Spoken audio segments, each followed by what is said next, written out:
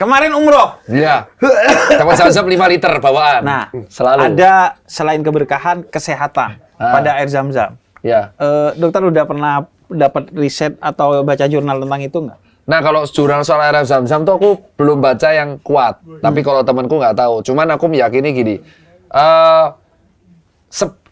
Makanan dan minuman yang ini bersih, itu akan bermanfaat bagi kita. Nah, dengan Zam-Zam itu kan diolah oleh kerajaan Arab Saudi dengan proper kan. Dan segernya kan beda. Beda dengan kayak kita kalau minum hal yang biasa kan. Nah, itu membuktikan bahwa kesegaran tubuh kita itu kan 2/3 dari air. Nah, dengan kita minum air yang proper, ya itu akan menjadikan tubuh kita menjadi fresh.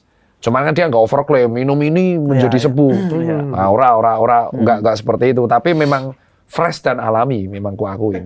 Nggak tahu caranya gimana ya, tapi memang fresh. Ya, ada bawa 5 liter.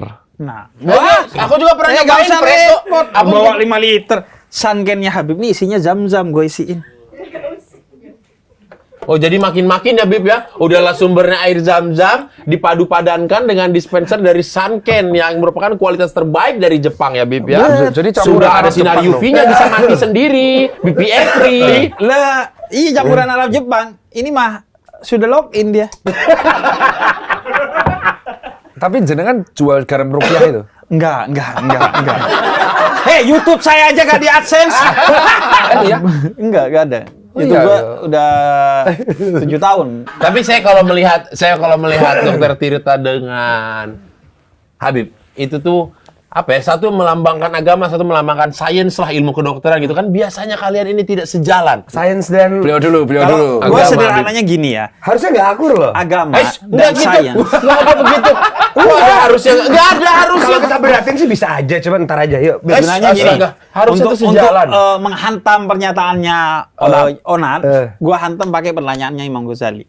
Kata Imam Ghazali, siapa yang tidak percaya pada temuan sains yang sudah diterima secara saintifik, maka dia telah menodai agama. Kelar tuh. Karena sanurihim ayatina fil afaq wa fi anfusihim. Ayat-ayat Allah itu bukan hanya yang ada di Al-Qur'an, tapi fil afaq, di alam semesta, lu teliti, lu menemukan teori atau hukum, itu ayat Allah, tanda Allah. Dan di dalam diri kita. Nah, dokter tuh, kalau lu teliti, oh ginjal itu begini-begini, lu dapat teori, hukum, obat, maka itu juga ayat Allah. Makanya sains dan agama itu satu kesatuan seharusnya. Sains jagain agama biar gak disusupin sama mitos-mitos kayak garam-garam tadi. Dan jadi musyrik. Jadi musyrik. Oke. Agama jagain sains biar tidak jadi dokter yang menyalahi sumpahnya. Walaupun negatif side effect-nya jadi nggak percaya. Jadi salah satu talent atau anugerah dari Allah Subhanahu wa Ta'ala itu adalah ilmu. Dan kita kalau ngajar, ilmu kita tuh dipakai, pahalanya tuh akan dapat buat yang ngajar tuh banyak banget. Benar ya, Bib ya? Betul. Jadi artinya sebenarnya dari agama pun mendukung keilmuan. Gitu, Pak. Nah, cuman kenapa dibenturin? Ya karena itu niat di medsosnya.